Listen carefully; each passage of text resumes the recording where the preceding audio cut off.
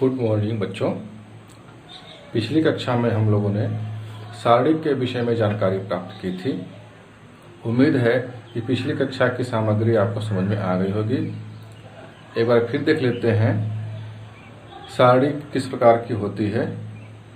इसे डिटर्मिनेंट ए या मॉड ए के रूप में हम लोग दिखाते हैं।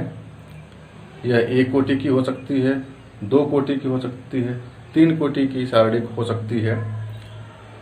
थोड़ी सी जानकारी हम लोगों ने लिया था कि जब किसी सारणी में किसी अदिश राशि का गुणा किया जाता है तो वह अदिश राशि सारणी के किसी एक स्तंभ या किसी एक पंक्ति के सभी अवयवों में गुणा होता है, न कि सारणी के सभी अवयवों में। ध्यान रहे, किसी एक पंक्ति या किसी एक स्तंभ के सभी अवयवों के साथ उस अदिश राशि का गुणा होता है। साथ ही साथ हम लोगों ने यह भी देखा था कि यदि सदिश राशि में किसी सारणी में किसी एक ही स्तंभ दो बार जोड़े गए हों तो उनको हम दो सारणी के रूप में लिख सकते हैं। इसको स्पष्ट रूप से कल बताया गया था। इसके बाद हम लोग आज देखना चाहेंगे कि सारणी में उपसारणी क्या होता है। आइए देखते हैं। समय की बचत के लिए यहाँ पर आपको बोर्ड पर लिखा गया है। देखिए, सबसे पहले जो इसकी परिभाषाएं हैं उपसारणिक और सहखंड के रूप में, उनको हम लोग देखते हैं और उसके बाद उसको समझने का प्रयास करते हैं। उपसारणिक और सहखंड। आव्यूह ए के अवयव ए आई जे का उपसारणिक वह सारणिक है जो आयवी पंक्ति और जेवें स्तंभ को हटाने से प्राप्त होती है। इसे MIJ द्वारा व्यक्त किया जाता है। किसी अवयव की उपसारणिक हमें प्राप्त होती है। जैसे अगर हम एक उदाहरण लेते हैं, A = A11, A12, A13, A21, A22, A23, A31, A32, A33 प्रकार के कोई आव्यूह लेते हैं तो इस आव्यूह से जो सारणिक प्राप्त होगा, उस सारणी के यदि प्रथम अवयव का हमें उपसारणिक प्राप्त करना हो तो इस अवयव के संगत जो स्तंभ लगा हो और साथ ही में जो पंक्ति लगी है उसको हटा दिया जाए। उसको हटाने से जो सारणिक प्राप्त होता है इस अवयव के लिए वह उपसारणिक का काम करता है।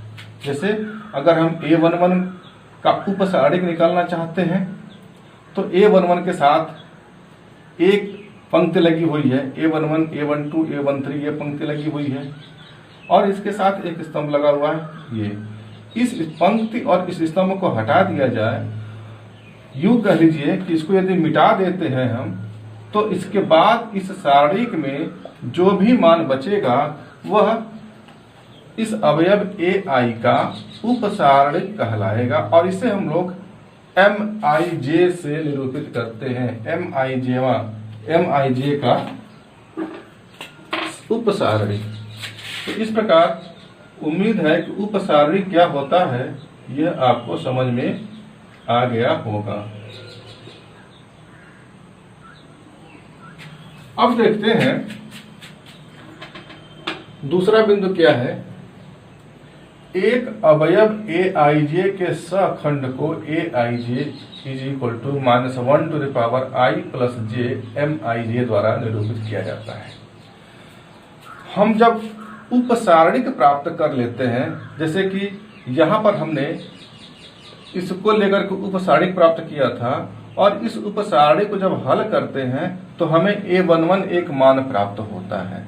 अभी इस A11 अर्थात MIJ जो प्राप्त होता है उसमें यदि -1 + j का गुणा कर दिया जाए तो हमें एक सहखंड AIJ प्राप्त होता है। MIJ प्राप्त करने के लिए यानी कि उपसारणिक प्राप्त करने के लिए किसी अवयव के संगत पंक्ति और संगत स्तंभ को हटा देने से एक उपसारणिक प्राप्त होता है। और यदि उपसारणिक में -1 + j का गुणा कर दिया जाए इस उपसारणिक में तो इस अवयव के संगत एक अन्य अवयव प्राप्त हो जाएगा जिसे हम लोग सखंड के रूप में जानेंगे।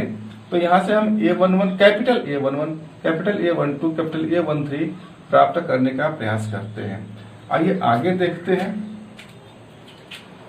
किसी आव्यूह A के सारणिक का मान किसी पंक्ति या स्तंभ के अवयवों और उनके संगत सखंडों के गुणनफल का योग होता है।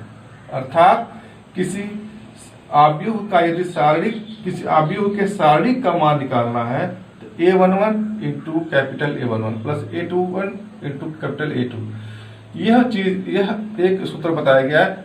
सारणी का मान निकालने के लिए हम सीधे तौर पर कल भी हमने डिस्कस किया था, और यहाँ पर भी सारणी का मान कैसे निकाला जाता है वह हमने यहाँ पर लिख दिया है इस तरीके से।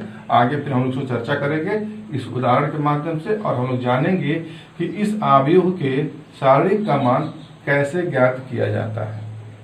आइए देखते हैं चौथा बिंदु क्या है। यदि एक पंक्ति या स्तंभ के अवयवों को अन्य पंक्ति या स्तंभ के सखंडों से गुणा कर दिया जाए तो उनका योगफल शून्य होता है। कहने का तात्पर्य है कि यदि आव्यूह ए के जो संगत अवयव है इसके संगत अवयवों के सखंडों के अलावा दूसरे पंक्ति या स्तंभ के अवयवों से गुणा कर दिया जाए तो उस स्थिति में इसका जो मान होता है वह शून्य प्राप्त होता है। इसकी बहुत ज्यादा उपयोगिता नहीं है, लेकिन बाकी जो तीनों बिंदु हैं इनकी उपयोगिता ज्यादा है। आइए इसके बारे में और हम लोग थोड़ी सी जानकारी प्राप्त करें कि किस प्रकार हम लोग उपसारणिक ज्ञात करते हैं।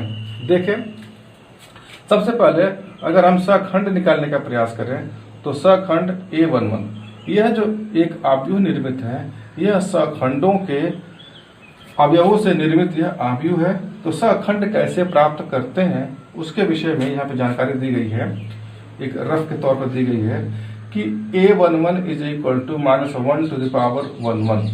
यहाँ A11 1 और 1 ये, और A11 कहाँ पर रखा जाएगा, इस स्मॉल A11 के जगह इसके लिए यह उपसारणिक निकाला गया है। इसके लिए उपसारणिक कौन सा होगा, इसका पंक्ति इसका स्तंभ हटा दिया जाए तो बाकी के जो मान प्राप्त होते हैं वह इस A11 के लिए उपसारणी का काम करते हैं। अब उपसारणी को कैसे हल करते हैं, उपसारणी को हम MIJ के रूप में, यानी कि यह M11 का रूप है तो यहाँ पर हमने M11 उपसारणी को हम सखंडज निकालते समय उपसारणी को इस तरह से सीधे तौर पर लिखते हैं तो हमें MIJ लिखने की जरूरत नहीं पड़ती है।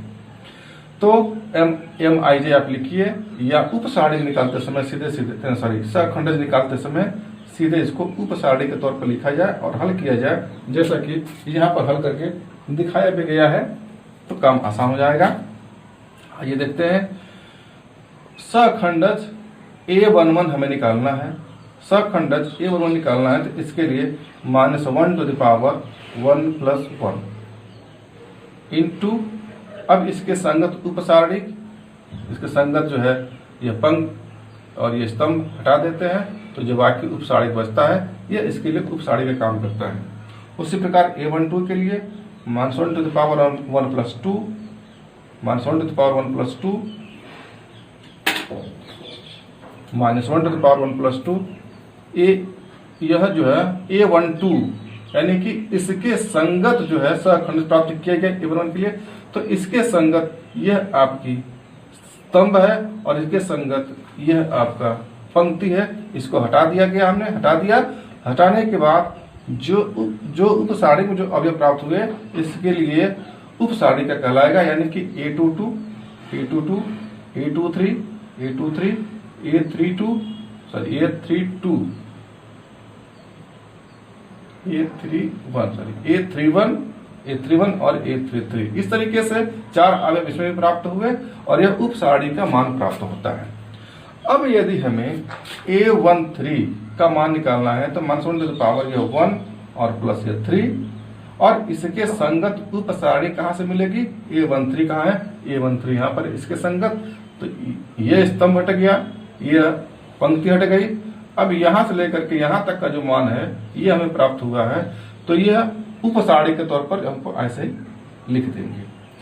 यदि हमें A21 का मान निकालना है, A21, तो A21 यहाँ इसके संगत मिलेगा, तो -1 टू द पावर 2 + 1 और इसके संगत जो हमें उपसारणिक मिलेगा, ये आपकी पंक्ति हट गई, इसके संगत ये स्तंभ हट गया, और ये वाला मान, ये वाला मान, ये और ये चारों मान हमें प्राप्त हुए, और उसको हमने A1 2 के सहारे लिख दिया उपसारणिक के रूप में।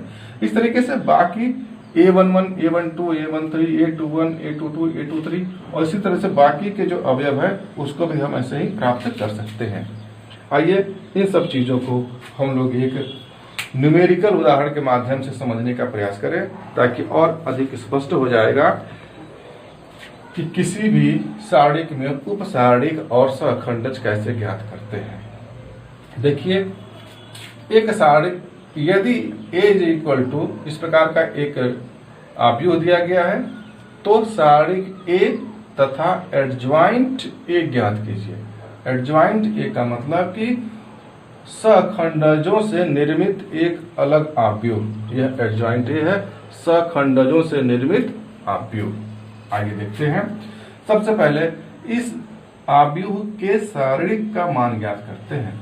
तो सारणिक को हम सारणिक A, डिटर्मिनेंट ऑफ A ऐसे लिखते हैं, और बराबर -1 to the power 1 + 1, पहले पद के सापेक्ष इसका विस्तार, तो ये और ये आव्यूह -1, -2, -1 और 1, प्लस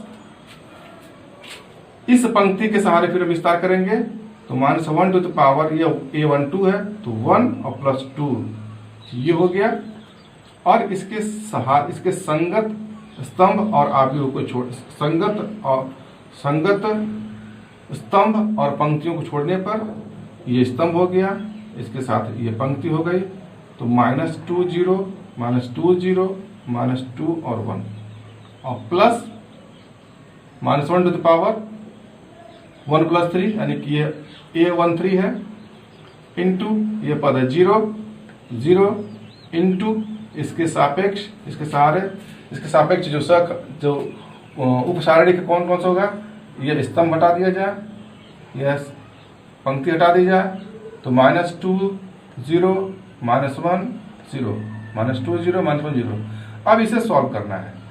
किसी उपसारणिक को कैसे सॉल्व किया जाता है, अगर 2 × 2 की हो तो हमको पता है। सबसे पहले इसके पहले का यह कर दिया जाए, -1 to the power 1 है, तो ये 1 आएगा, -1 × 1, -1, फिर माइनस लगाया, -1 × -2 +1 +2 आ गया, और -1 रखना है, तो -2 हो जाएगा, और -1 to the power 1 + 2 है, तो इसको सॉल्व करेंगे तो -1 आएगा, और इंटू 2 का जब मल्टीप्लाई कर देंगे तो -2, तो ये -2 हो गया। अब यह ब्रैकेट के अंदर इस उपसारणी को हल करके लिखा गया है, तो -2 × 1, तो -2 × 1 -2, और माइनस लगा करके -2 × 0 0, तो 0 हो जाएगा, और प्लस इसको सॉल्व किया गया और सॉल्व कर लिया गया है, तो -3 और +4, -3 + 4 = 1, -3 इसका मान हम देखते हैं, यह तीसरा पद है, इसका मान +0 हो जाएगा, क्योंकि ऑलरेडी 0 है, और इसको जो सॉल्व करेंगे तो हमारा मान 0 ही प्राप्त होगा। तो इस तरह से हम देखते हैं कि किसी भी सारणी के उपसारणी के मान को हम कैसे, यह है जो चौकोर खाने में लिखे गए दुलाने के बीच में, यह उपसारणी के मान है, यह भी उपसारणिक है, यह भी उपसारणिक है, इसी को हम MIJ के नाम से भी जानते हैं। आइए इस सहखंडज निकालते हैं, यानी कि कैपिटल A11 कैपिटल A22 के मानों को हम कैसे प्राप्त करते हैं, उसको प्राप्त करने की कोशिश करते हैं। कैपिटल A11 इसको निकालने के लिए सबसे पहले आव्यूह में जो अवयव है A11, उसके संगत जो पंक्ति है, उसके संगत जो आव्यूह, उसको हटाने पर प्राप्त सारणी का मान को हल किया जाता है। तो देखिए A11 = -1 to the power 1 + 1 into उपसारणिक -1 to the power 1 + 1 और इंटू उपसारणिक, ये जब सॉल्व करेंगे तो कैपिटल A11 का मान प्राप्त होगा। तो -1 to the power 1 + 1, तो ये 1 हो जाएगा, और इसको सॉल्व करेंगे तो -1 -2 ये -3, A12 निकालना है। फिर यहाँ देखते हैं A12 कहाँ पर, A12 ये है। A12 के लिए इसके संगत स्तंभ, इसके संगत पंक्ति को हटा देते हैं और बाकी के जो अभी प्राप्त होते हैं ये वो A21, A31 और A23, A33 ये मान यहाँ रखते हैं इस सारणी के अंदर। -2, 0, -2, 1। अब इसको सॉल्व करते हैं। -1 टू द पावर 1 + 3 यानी कि -1 टू द पावर 3, इसको जब सॉल्व करेंगे तो -1 आएगा और -2 × 1 -2 और -2 × 0 0। सॉल्व करेंगे तो 2। A13 निकालने की कोशिश करते हैं। A13 कहाँ है, A13 यहाँ पर। इसके संगत ये स्तंभ और यह पंक्ति को हटा देते हैं तो ये वाला जो मान प्राप्त होगा यह उपखंडज के रूप में हमने लिख दिया है। -1 to the power 1 + 3, -1 to the power 4, उसका वैल्यू +1 आएगा और इसको अंदर का सॉल्व करेंगे तो 2 - 0 2। इसी प्रकार बाकी सखंडजों के जो अवयव हैं उन्हें भी हम लोग इस तरीके से निकाल लेंगे, सॉल्व कर लेंगे। और सॉल्व करने के बाद हम एडजॉइंट ए निकालते हैं। तो एडजॉइंट ए = हम जानते हैं कि सखंडजों से निर्मित अवयव को हम एडजॉइंट ए कहते हैं। सखंडजों के अवयवों से निर्मित अवयव को, सखंडजों के अवयवों से निर्मित अवयव को एडजॉइंट ए या एडजॉइंट ए कहते हैं। अब आइए देखते हैं इनके मानों को रख देते हैं। तो A11 को मान रख दिया -3, फिर 2, फिर 2, फिर -2, फिर 1, फिर -2, फिर -4, फिर 2, फिर 3, ये मान रख दिया। तो इस प्रकार हमको एडजॉइंट ए का मान प्राप्त हो जाता है। उम्मीद करते हैं कि आज के इस वीडियो में आपको उपसारणिक और सखंडज और इससे निर्मित अवयव को समझने में आसानी हुई होगी। इसी पर आधारित जो असाइनमेंट है उसको सॉल्व करके भेजिए और यदि समझ में नहीं आता है तो अपना कमेंट लिखिए ताकि आपकी समस्या का समाधान किया जा सके। धन्यवाद।